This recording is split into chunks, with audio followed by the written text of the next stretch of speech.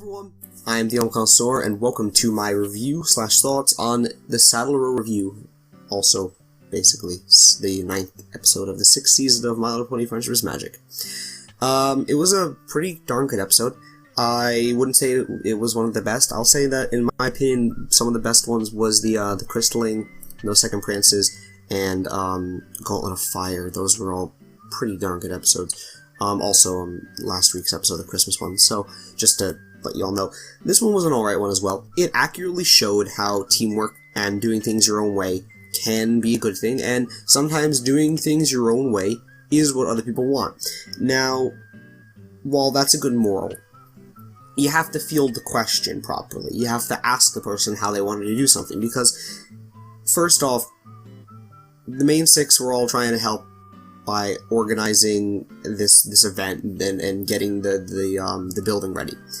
I'm gonna say, first off, just a couple questions, and while you may find them minor, I don't find them so minor, because we know that Rarity for You has been up for a while, or at least bought, and it just doesn't make sense why they would be saving it till the last minute, like, why they couldn't arrange going to Manhattan and doing this.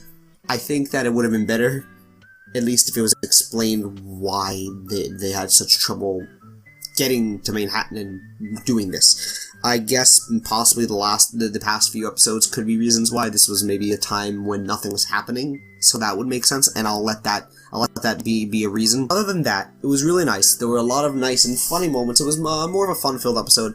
I really enjoyed seeing that second Pinkie Pie in the back during when Pinkie Pie was being interviewed. That was really that was great continuity to Too Many Pinkie Pies. And it was just alright. It was, it wasn't the best, but nothing so bad in my opinion.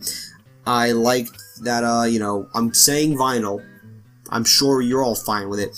I like that vinyl was in it. I like that dancer that looked like Pinkie Pie. I could have sworn it was. I don't know who it is. The whole deal with the landlord and his daughter. Obviously, the daughter's supposed to be like, young, sort of. I don't want to say, like, not smart, because that's the thing, is that, she's out of the box. That's what I'll say. She's out of the box, because she was thinking of, like, a sort of new idea for a dress, or an invention, and in the end, it did work. And it was interesting how they basically had all the main six doing their own thing separately. There wasn't much where they were all working together. It was just, like, it was basically just, one of the main six per shot, per scene. And it's interesting, because it shows what they're all doing pretty much at the same time. I like how they originally were doing things their own way, and then went back to what they thought Rarity would want, and that's being considerate. And I do appreciate that they went back to their own thing. They could have easily asked Rarity, do you want us to do it the way you would want it? Do you want us to do it the way we would want it? How do you want it to be done? Like, just like stuff like that. Now, obviously, episode-wise, they pulled it together. They made the shop and everything, and seems like it really would be hard to pull that off. But it did work. Everything worked out in the end. And the problem is, okay, I'm having trouble sharing my thoughts because the episode sort of just. It just emphasized how great they all are together as friends and as a team, which is good, but not much happened. And also, another thing that I just realized is, where is Spike and where is Starlight? Why are they left out? Why are they not helping?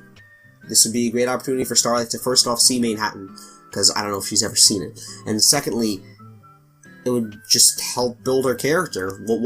We know what the main six's style of doing things are. We sort of know what their attitudes in life are, but we still haven't done much with Starlight. I think it would have made for a much better episode if Starlight was involved and we got to see how she would handle something. And, that's just something that's lacking. And I think that's safe to say that you could all agree. Where's Starlight and Spike? Why are they not helping? Why is Spike not helping Twilight or something? These are all valid questions. I actually am legitimately asking. I would love to hear your thoughts. I would love to hear you, especially for this episode, because I don't have much to say. I'd love to hear what you think about it in the comments below. please respond to some of my questions. I'd also really appreciate that. Other than that, you know, it was an alright episode, average. I'll say 7 out of 10. Nothing bad. Nothing to really develop anything. It was just, I hate to say it, but it was like filler. I mean, yeah, we're sort of exploring Equestria for Manhattan, but, you know, we've already been to Manhattan, and we know what this area looks like. I guess that's about it. I'm the Old Connoisseur. Thank you for your time. If you want to keep up to date, please make sure to subscribe, and then you'll be up to date on my reaction highlights, my thoughts, my synopsises, and anything else I do. I know that I haven't been doing much in terms of, unique things. I've really just been doing my reaction highlights, like, and my thoughts and synopsises. I took a break from recording, photo edits, because first off, I have a few that haven't been uploaded that I will upload at some point.